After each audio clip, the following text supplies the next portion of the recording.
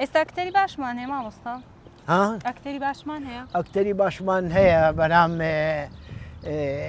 دەستگای باشمان نینە. دەستگای باش نینەکە بتوان خزمەت بە هونەری کوردی بکەن. باشێ بەس بەڕاستیانی ها بۆچی برێ هاوکاری نیە هاوکاری نارێم دەستگای باش نییە دەستگای هونەری باش نییە کە هاوکاریان بکات.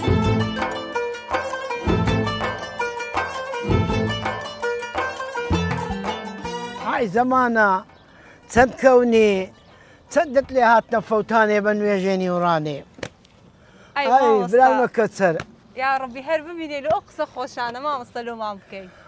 ئەو زامن جێبدا برایە خۆ ئەمە وەختی خۆی کە تەمسیل نەکرد باشە کۆمێدیا هەبوو. ئەو کۆمێدیایە پێیانەگۆ کۆمێدیایی ڕەش.